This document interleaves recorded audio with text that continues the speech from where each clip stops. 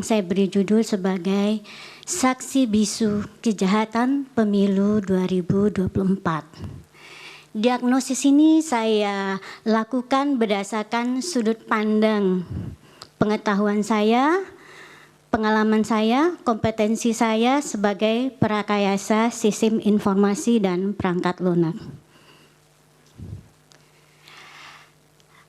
Saya akan memulai dengan kronologis kontroversi Sirekap. Di sini ada 5 tahapan. Yang pertama adalah pada saat fase unggah C1 TPS, di mana banyak kejadian perolehan suara yang tidak sesuai dengan hasil unggahan, menggelembung, lalu diikuti dengan keluhan bahwa tidak ada hak edit C1 untuk KPPS. Kemudian saya juga melihat, untuk hak edit C1 ini saya baca dari dokumen BIMTEK itu sebetulnya ada diberikan untuk KPPS. Dari skenario-nya ada, tetapi dari berita setelah kontroversi ini meledak, saya baca bahwa KPU memberikan hak edit tersebut kepada KPU Kabupaten Kota. Terus yang ketiga, kontroversi lain adalah KPU menutup info numerik C1 dan D. Lalu unggah C1 dan D yang tidak tuntas sampai saat penetapan hasil rekapitulasi nasional. Kemudian kejanggalan lain adalah prosentase statis dari suara paslon. Yang terakhir, KPU klaim tidak memakai Sirekap. Saya dari sini, dari fenomena 3 pertama saja sudah menyimpulkan sesuatu bahwa sudah terjadi perubahan pada kode program. Sehingga hal ini saya simpulkan bahwa kontroversi yang terjadi pada Sirekap adalah by design. Sehingga saya anggap ketika KPU mengabaikan Sirekap dengan berdalih bahwa Sirekap tidak dipakai untuk rekapitulasi berjenjang, maka saya melihat Sirekap sudah menjadi saksi bisu kejahatan pemilu 2024. Sebetulnya fenomena kontroversi sengketa Pilpres kita sudah tahu selalu berulang dari per 5 tahun. Saya ingin membuka kotak Pandora ini dengan pengalaman saya sebagai perekayasa sistem dan juga pengalaman yang dulu sekali waktu saya baru lulus sebagai software engineer. Nah, saya mau memulai bahwa kita perlu tahu semuanya seperti apa rekapitulasi suara berjenjang. Karena ini adalah alur proses ini menjadi dasar dari suatu desain sistem informasi.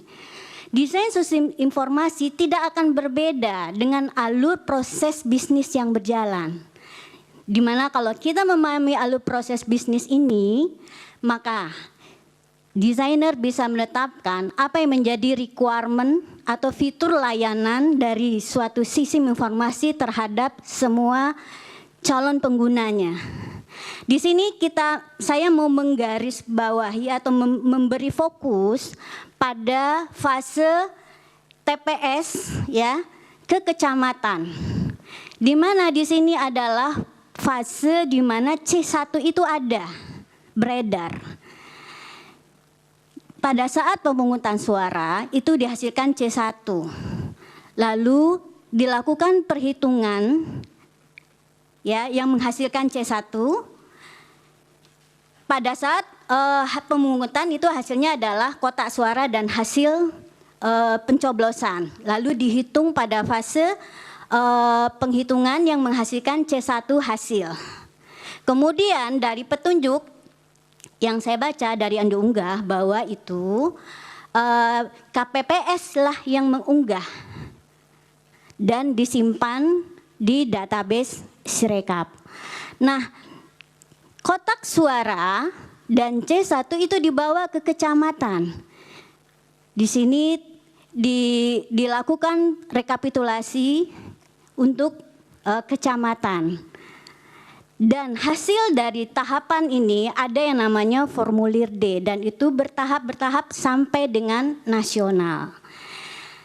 Dari pemahaman ini saya mempertanyakan kenapa KPU memberikan hak edit dari kontroversi penggelembungan suara Sirekap pada kabupaten kota. Saya merasakan keganjilan di sini dan prospek pada pelanggaran keamanan informasi yang bisa menyebabkan manipulasi suara yang tidak bisa dipertanggungjawabkan dan bisa masif. Slide berikutnya. Ini yang merah-merah itu sebagai analis saya beri catatan bahwa itu seharusnya tidak diberikan, yaitu di PPK ada edit, bisa mengedit C1, juga di KPU kota itu harusnya tidak ada karena ini akan melanggar prosedur keamanan informasi. Lanjut. Nah, dari hasil memahami workflow tadi, lalu proses itu, saya coba merekonstruksi arsitektur sistem informasi Sirekap ini. Kita bisa lihat ada dua versi, Sirekap Mobile dan Sirekap Web. Sirekap Mobile inilah yang digunakan oleh KPPS untuk mengunggah C1, di mana datanya disimpan pada database terpusat yang ada di Sirekap Web. Dan kita lihat ada masyarakat yang juga berhak mendapatkan informasi dari hasil perhitungan suara dan rekapitulasi. Berikutnya. Nah, sebetulnya problem utama yang saya lihat itu adalah saat unggah C1 ke Sirekap Web. Saya prekayasa perangkat lunak, jadi saya tahu bahwa ada hal yang ganjil di sini. Yang pertama adalah saat alurnya adalah unduh, login, pilih TPS, lalu foto, unggah. Kemudian harusnya adalah secara logis cek apakah hasil unggah sudah sesuai atau belum. Jika belum, maka dia harus ulang lagi fotonya sampai benar.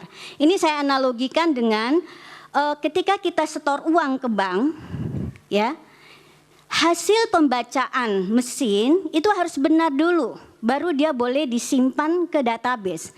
Yang terjadi pada Sirekap tidak, datanya salah, itu disimpan, itu fatal akibatnya. Dan saya nggak tahu itu apakah memang datanya salah atau datanya bagaimana, tapi fenomenanya adalah orang bisa mengunggah, kemudian hasilnya tidak sesuai dengan C1.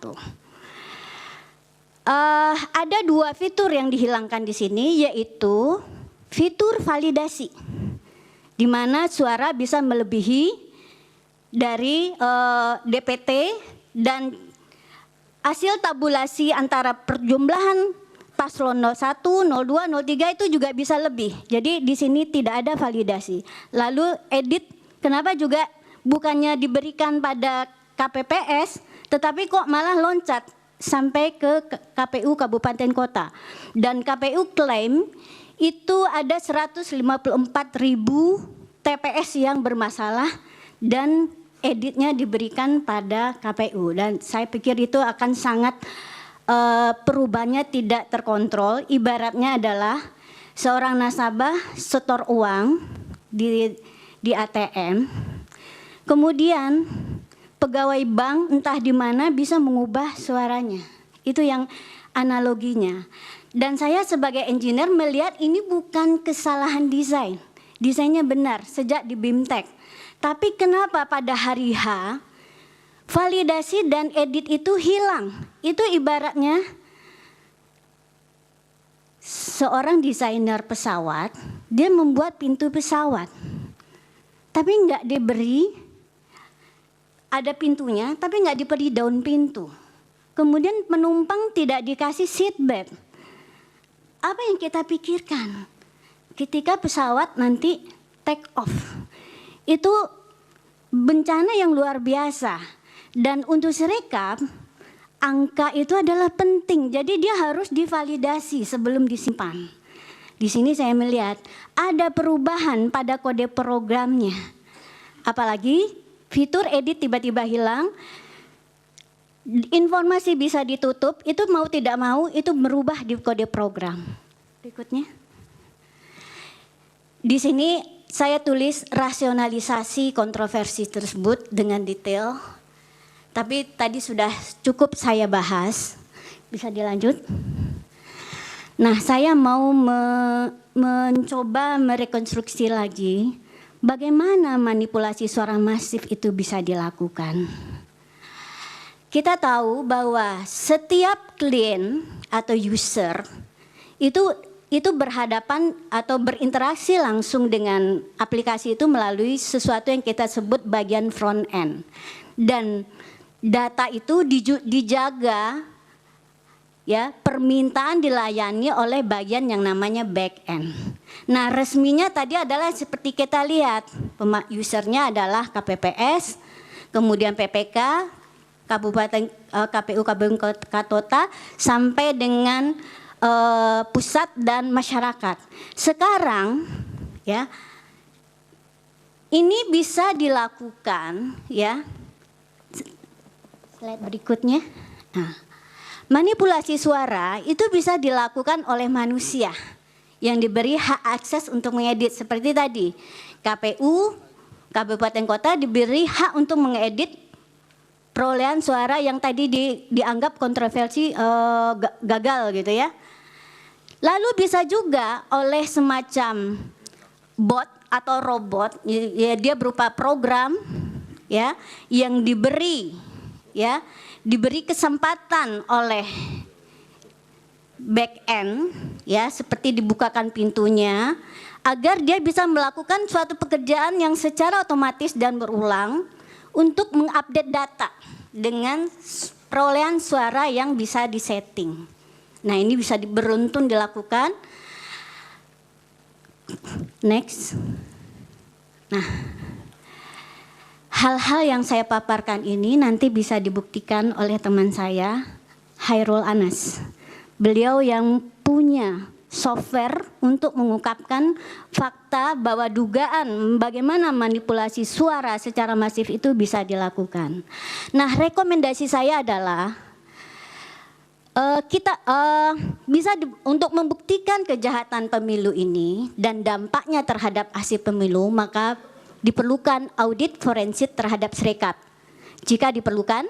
Kemudian untuk mendukung transparansi dan akuntabilitas hasil rekapitulasi pemilu 2024 oleh KPU, maka akses informasi terhadap Sirekap harus dibuka.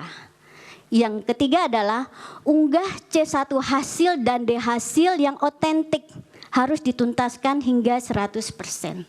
Demikian, Yang Mulia. Baik.